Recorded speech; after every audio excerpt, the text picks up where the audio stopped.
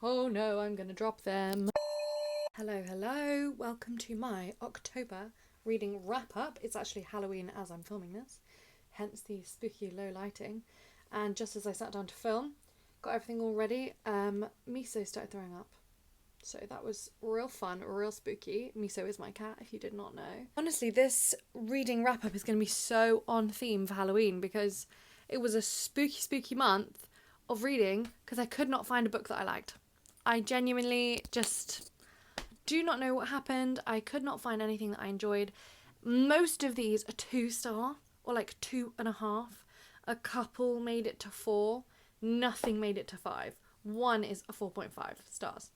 And like one is a 1-star. And I never get 1-star books. It's shocking. It's shocking and it's spooky, okay? So I don't know what happened. I also read a grand total of 20 books, which I think is an all-time record, which feels insane that I read 20 books and yet not one of them hit. I mean, one of them did. One out of 20. It seems insane. I think basically what happened is I got really into audiobooks this month and I was just kind of passively listening to audiobooks and then just picking up really random stuff. I did stick to my TBR. If you watched my TBR from last month, I finished everything off the TBR and I'm currently reading 2 books that were on that TBR. But I did actually finish that TBR, but then I also just picked up loads of really random stuff. And I think that's where I went wrong. I have to trust my own instincts. I also read a couple books that I've been sent. And I just think from now on I'm going to be slightly more careful with what I accept when people offer to send me books, because at the very beginning it's just exciting to get anyone to send you a book. It's just so much fun. But now I've actually been reading them, I'm like, oh, I'm actually really good at deciding which books I'm going to like. And if I just pick up random books, most of the time they're not going to hit for me. Anyway, enough of my absolute rambling. Hello and welcome everyone to this video. If you're not already, please subscribe. And if you already are subscribed, then hello and welcome back. Thank you so much for being here. We are going to go through this list of 20 books and I'm going to go worst to best because there's a lot of bad books in here and I feel like I need to tell you about them. So the first book that I want to talk about is, this is my 1-star book. I just finished it a couple of days ago. Shouldn't have finished it really. Should have DNF'd it. It was The Night House. And this is my first ever Jo Nesbø book. And this is where I went wrong, because why did I read Jo Nesbø trying to do horror? I should have just read one of the books that they're already very well known for. I should have just read one of those. So yeah, I read this book. This is a kind of an ode to 80s horror, which is not my favourite genre anyway, but I was really kindly sent it, which I am grateful for. I love being sent books, and honestly it looked amazing. I thought I really would like it. I did not get on with this one at all. Basically there's 3 parts of this book. The whole first part, which is most of the book, reads like the worst written young adult book you've ever read. Like, it's so odd as well because I was expecting an adult horror book, which it is, and the reason why it reads young adult is later revealed, but you're really too far through for it to make any difference. But anyway, let me tell you what this book is about. Basically it's about this 14-year-old boy and his parents have just died, so he's going to live with his aunt and uncle, I think, and they've just recently adopted him, and he's living in this small town and he's bored, and he's also kind of mean and a bit of a bully, and he goes around and bullies people. And then his friend that he's kind of bullies as well gets sucked into a telephone, basically, and it's horrific and no one believes him and everyone thinks because he's a bully, like when he says that, you know, it wasn't him and like whatever. Basically that's the premise. It kind of goes off the rails, but not really in a good way. It wasn't well written. Even after kind of the reasons for the writing style was explained, there was a lot of really cheap twists in it, and oh my god, I thought I wasn't recording. There's a device in this that I don't love, and it was used twice basically, which just then made it even worse. Like, I didn't like it being used the first time and then definitely didn't like it the second time. So this was a 1-star for me. I did not enjoy it at all, but I still would pick up another Jo Nesbø book. So if you like Jo Nesbø and you'd recommend any of their other books, then please tell me where to start. But this one was a 1-star. Next up, another book that I was sent, and then I also read it. If you watch any of my vlogs, I went to the London Literature Festival and this author was speaking, and so I wanted to read the book, or some of the book, before I went and saw the author speak, and then I finished the book after I saw that talk, but I ended up not really liking it. I gave this 2 stars. So that book is The Future by Adam Thirlwell. This is, I just really thought this was going to be different to how it is. The way it's kind of described is this very strange and radical novel that like twists different genres, and it's about this woman who's in pre-revolutionary France, and she's facing all these rumours about her, but like it says it spans loads of time, and you end up on like year 3000 on the moon or something, and I was like, oh, it's gonna be so interesting, it's gonna be this weird kind of speculative fiction book, and it's not. It's very based just in the historical timeline. Also, when I went to the talk, the moon bit was spoiled, which I feel like shouldn't have been, but that was fine. And a lot of the concept of this book is words and how we use words and how we use writing to communicate, but a lot of the book was focused on that as a philosophy, and it wasn't that interesting to me. So it ended up that the characters felt quite 2D for me, and then the plot was very confusing. Confusing in the fact that nothing really happened basically at all, and even though you follow one main character throughout but most of her life, you still by the end don't really feel like you know her, and no one really realizes anything or makes any changes by the end, or like nothing is learned and nothing feels different. So that was a 2-star read for me, and I did not really enjoy it, but I do absolutely love this cover still, and I'm slightly gutted about it. Next up, one that I listened to on audiobook, and this was one that I listened to from NetGalley. If it's not out yet, I'll put when it's out on the screen, because I can't be bothered to check right now, to be honest. So this book is the Kagawa Food Detectives. This has got a really cute concept. I probably should have known that it wouldn't be my favourite, because I think it's recommended for people who like Before the Coffee Gets Cold.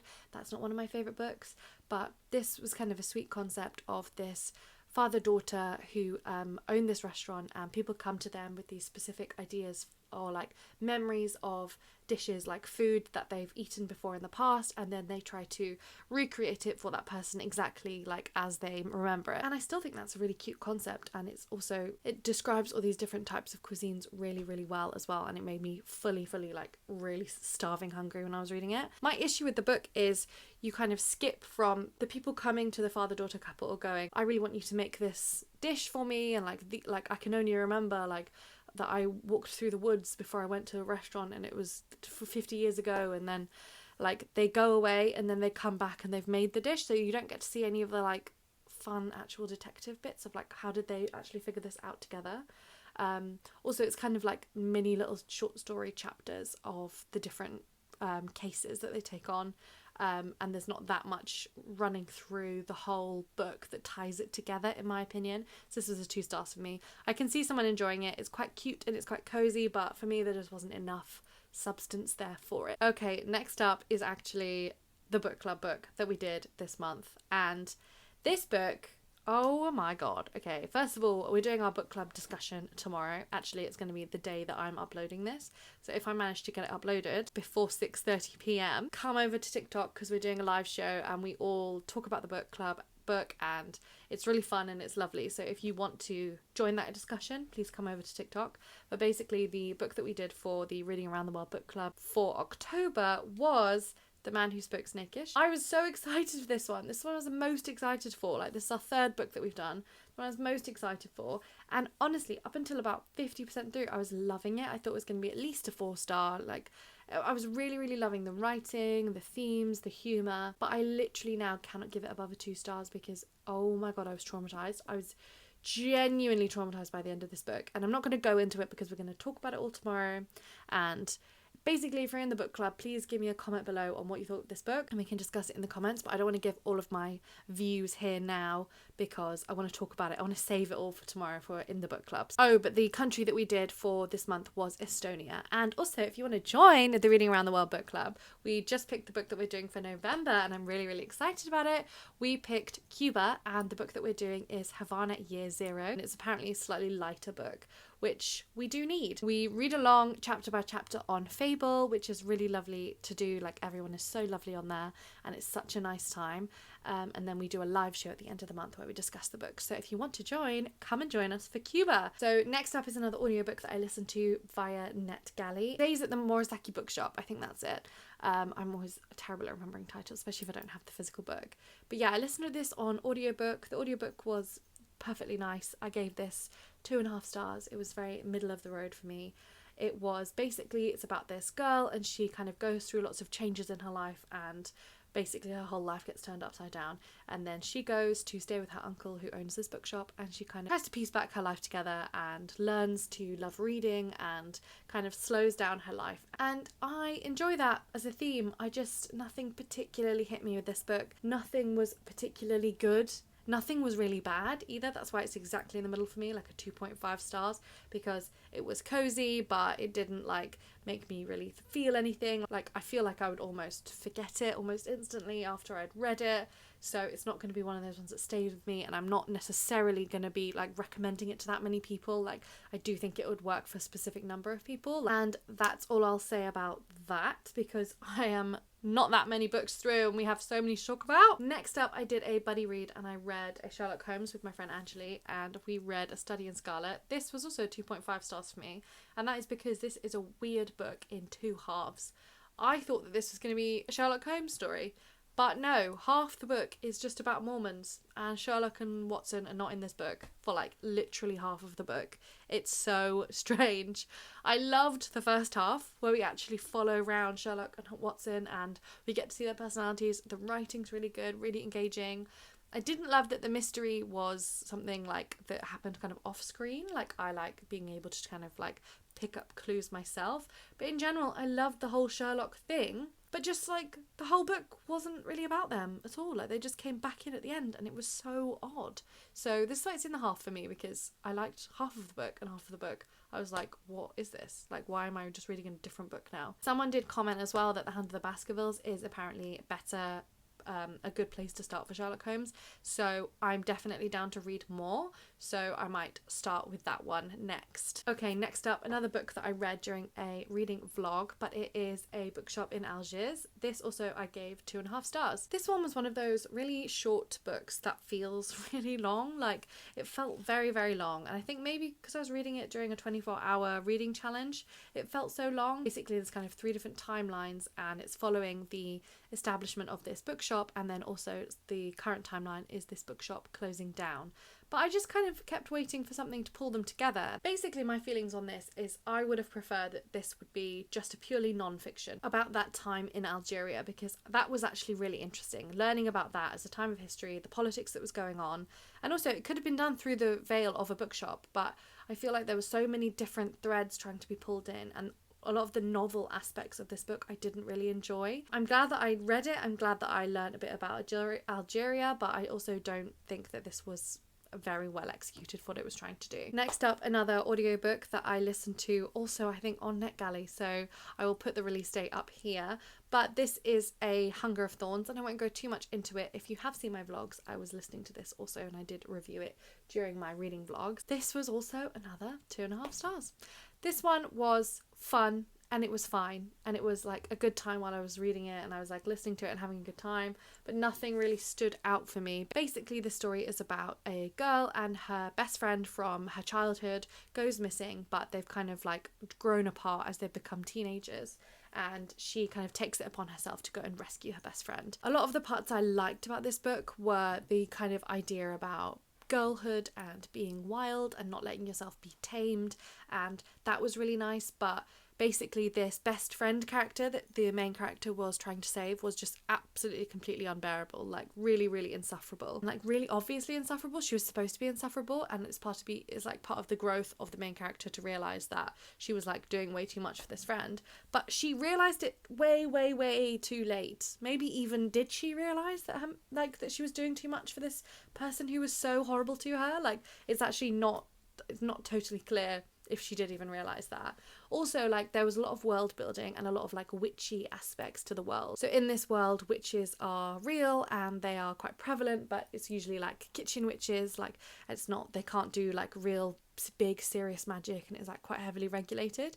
And like, that whole aspect of the world building was so interesting, and I really liked it. Like, the kind of tension of people who remember when magic was like more free and what they were allowed to do, and kind of how people were being forced to contain themselves and not be as magical now. Like, this whole aspect was really, really interesting. There was this like political uprising, this kind of rebellion movement, but we just didn't see much of it, and it was quite a shame. And then also the magic itself, like there was lots of rules established early on in the story that then were just completely broken and forgotten by the climax of the story. Even like it was like written in the book that was like, oh yeah, I don't even know why this can happen, but it just can. You know, when it's just like, well, why have you like set out these rules and then you're just going to completely disregard them by the end of the book? But none of it upset me too much. I do think that this book would actually be really good for some people. If you like young adult, I think that you're more likely to like it. Although I do like young adult, I'm just quite a bit more picky with it now. Okay, and now we have another NetGalley, so another e-arc that I was reading, and this one I'm disappointed in. I think this one I'm just sad about because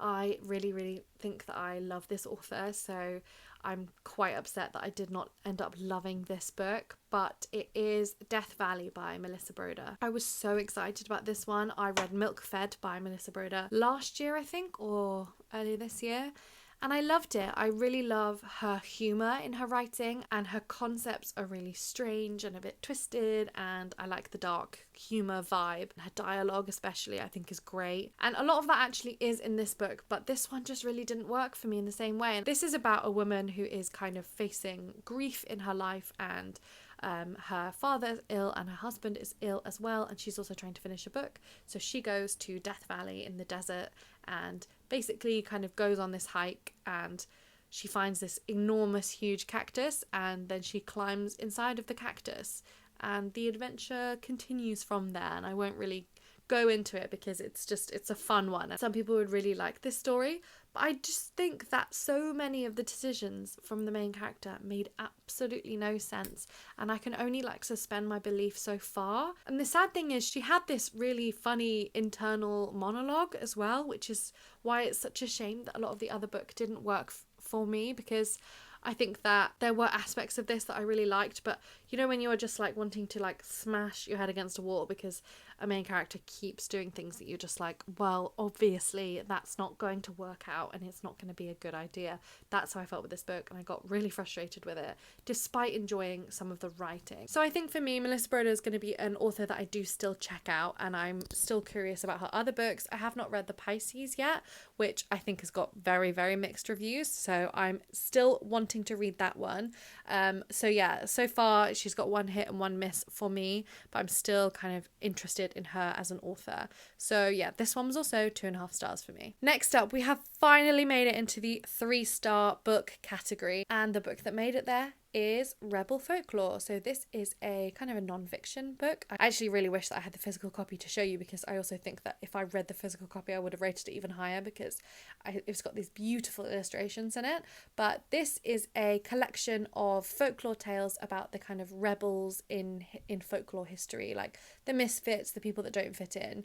And it was a great little non-fiction read. I really, really enjoyed it. I think also it'd be a great resource for some people. It's like, seems very well researched, and yeah, it was just like an enjoyable little book. It's not too long and it was well written, so yeah, this one was a good time. Next up, we have another 3-star read, and this is also young adult, and it's a contemporary young adult, which I barely ever read, which is kind of fun. But I've read another one of this author's books before. So the book that I'm talking about is The Do's and Donuts of Love, and this was actually very, very cute. I actually very much preferred it to the author's other young adult contemporary romance, which I believe is The Henna Wars. I read The Henna Wars and I was really excited about it, but I didn't end up liking it because I think I really didn't enjoy how the bullying was shown in the book.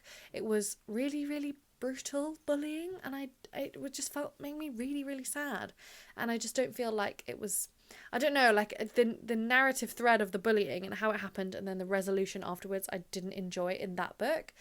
In this book, though, I really liked all of it. It was really sweet. It was a lovely little book. This book is basically about a girl, and she absolutely loves baking. Baking is her passion. She works for her parents, who also own a donut shop, and then she gets chosen to go on the Young Irish Baking Show. Then she shows up, and her ex-girlfriend is also on the show, and they get partnered together. And you know, shenanigans ensue. And I just really thought this was sweet. I thought it was realistic for how teenagers would act, and I liked the story. I thought there was enough stakes to keep it really interesting, and it was written in a really good way. So this one was actually really fun, and I'm really glad that I gave the author another go. So actually next up we have a book that I'm doing for my Reading Around the World challenge, so I don't want to spoil it. So I'm actually just going to skip it. I was going to talk about it, but I think I'm just going to skip it because I'm going to make that video quite soon over on TikTok. If you don't follow me on TikTok, by the way, go over there because we have a great old time. And next up, also in the 3-star book category, is A Winter's Heart by Robert Jordan, which is Wheel of Time number 9, I believe. So it took me a long time to get back to the Wheel of Time, but I've finally done it. And I'm so glad that I have, because I just need to get back on that horse and just keep plugging away with these books. But if you don't know, the Wheel of Time is a hugely long, like 14 book long series, and each book is like well over 1,000 pages. It's like insanely intensely long. I really enjoyed this series when I started reading it.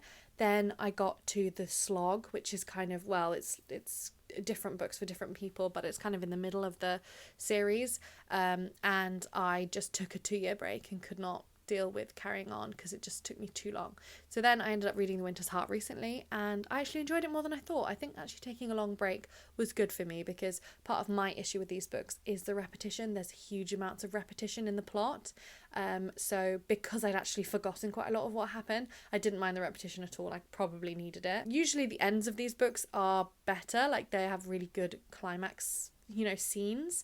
This one didn't have that as much, which was slightly disappointing, but I feel like this was still a good, solid read, and it's got me interested in definitely picking up the next book, so that's exactly what I wanted. Next up, for a 3.5-star read, I actually do have the physical book somewhere, but I've literally lost it, and I never lose books, and I've like lost 2 books recently, and it's like really annoying me. But anyway, the book is Carrie Soto is Back, and I'm actually so surprised that I enjoyed this one so much, because I don't know, I was kind of putting off reading it. I think Taylor Jenkins Reid can be hit or miss for me, and also this one being so firmly about sport, it's about tennis. I was just kind of like, oh, I just don't think that I'm gonna love this. It's basically about this tennis star who is just the best in the world. Tennis is her life, and she is basically the best person in the world at tennis, and she's won everything, she's broken records, and then she retires, and then a few years later a young woman comes up the ranks and smashes and breaks all her records basically. So she decides to come back out of retirement. I liked how the father-daughter relationship is written in this. So in this book, her father is her tennis coach. I also really liked the way that the main character, Carrie Soto, was depicted. She was a fully like very unlikable main character, very competitive, very ambitious, and she's just known as like the bitch in the tennis world. And I thought that I just really liked how she was actually depicted, because she was unlikable, but you could still really like her and back her. So I really enjoyed this one. I was very surprised. At least a 3.5. It might even be a 4-star now that I'm talking about it and remembering it. It was actually a very fun time. So that is Carrie Soto's Back. Next up we have a 3.75, so an almost 4-star book, and I also listened to this on audiobook, and it is Mame. I think that's how you say her name. I'm not totally sure. I should know because I listened to it on audiobook. This is basically about a woman in her 20s, and she kind of lives quite a sheltered life. She stays at home, she looks after her dad who's ill, so she doesn't really experience a lot of things that other 20-year-old women in London would be experiencing, and she feels pretty stuck. So when she gets the opportunity to move out, she kind of goes out and explores and kind of discovers herself for the very first time. Really liked our main character. I thought that she was really believable as well. I loved her character journey, her journey to be more independent and more outspoken. I thought that it was just really actually heartwarming, and I loved the end. I feel like she really kind of got her moment, and like she could really like express herself in such a way, and you could see that she was struggling through it. So I just really enjoyed this one, and I actually would really recommend that you pick it up. Okay, next up I read a poetry collection. So this is Rilke's poetry, and this is one of the Everyman Classics kind of collections. This was a 4-star book. I really enjoyed it. I find it really hard to find poetry that I really love. I already knew that I like Rilke's writing. I've read Letters to a Young Poet before that I really enjoyed. I just read like a couple of poems every day. I'll maybe put one on screen that I really liked, just so you can get a flavour of it, because it's hard to review poetry, which is why I find it difficult to find good poetry, or like poetry that I enjoy, because to what you actually like I think is quite unique and different. So yeah, I don't know, but if you like Ruka and you have any recommendations of poetry for me, please let me know. So next up, I read Minor Detail. So I read this as part of the Reading is Resistance readathon that's going on over on TikTok, and I've talked about this before a little bit in my last reading vlog. So this is a book about a woman who gets obsessed with the minor details of this case of extreme violence that happens against a Palestinian girl by Israeli soldiers in 1949. And the book is split into two halves. The first half following this Israeli soldier, and then the second half is following this woman as she tries to research this case. And I really thought that this book was so well written, and I can link my reading vlog where I read it there, because I go slightly more into my emotional thoughts on this book. Something that's really important to me obviously on this channel is always reading really widely, reading from different perspectives, different voices in different countries. So I really wanted to take the time to shout out this Palestinian author who also was supposed to get a quite prestigious literary prize at the Frankfurt Book Festival that was then cancelled. So I do think it's really good to highlight this author, and also this book was very beautifully written. The theme both of the minor details and getting focused and overly hyperfixated on these minor details was explored really well, and also the concept of boundaries and borders and pushing past emotional, physical, geographical borders and boundaries, even at risk to your own life. Okay, it is many hours later because I have just taken a big long break. My friend dropped round unexpectedly with some champagne, and it was really cute because it's been a bit of a big day for me actually today. So if you have not seen my TikTok, I actually did do a big announcement today that I quit my job and I am no longer fully employed. So this is the beginning of my fun employment era. So my friend Tori, who you have seen if you watch my vlogs, came round and we had some champagne together, and it was really sweet. So I am now a couple glasses champagne down, and I know this video is already very long, but we're gonna keep going and try and finish it off. And if you want more information about what I'm doing this month while I'm not working, head over to my TikTok if you haven't already seen, because I'm daily vlogging over there. So back to it. I think I was talking about minor detail, but if you want more information on my experience with reading this book, I did talk about it a lot in my most recent reading vlog, which I will tag up here. Okay, so we have two more books left to talk about that I rated in the 4-star category. For 4.25 stars, I read the next one in the series of unfortunate events. This one is number 7, it's The Vile Village. This is just such a fun reread for me. I'm absolutely loving it. I should have read really more of these this month because I feel like my reading month would have been better if I carried on with this series. I'm reading these with my friend Alers, and we're having a great time. It's very nostalgic, it's very cozy, and yeah, this one was another good one. Now have forgotten basically all of what happens because I can only really remember what happened in like the first few. So we're up to number 7 now. I have no recollection as I'm reading them of what's going to happen, which has actually been really fun because then I'm kind of being able to guess the mystery as we go along. I won't tell you the plot of this one because we are 7 books into the series, but you get the vibes. It's a great fun cozy time. Next up, the best book that I read this month. Thank God for this book, honestly, because what would I have done without it this month? But it is The Hexologist, which I rated 4.5 stars. So I've talked about this one a bit before as well already. Okay, we've had even more technical issues because my phone that I film on has just died because I've been filming this for far too long. So now we are filming on another phone. It's going to look completely different. I also cannot remember where I was talking, where I got up to. Oh, so this is about a married couple, and they're called the Hexologists, and they practice this branch of magic called hexology, and basically they solve problems for people and they get people out of sticky situations using their magic. One day they are approached by someone of the royal house and they are asked to help the king, who has decided that he wants to be baked into a cake. So they decide to take on this case, and as they're figuring it out, they uncover kind of all of these plots and these rebellions and treason and all of these different fun, interesting things on the story.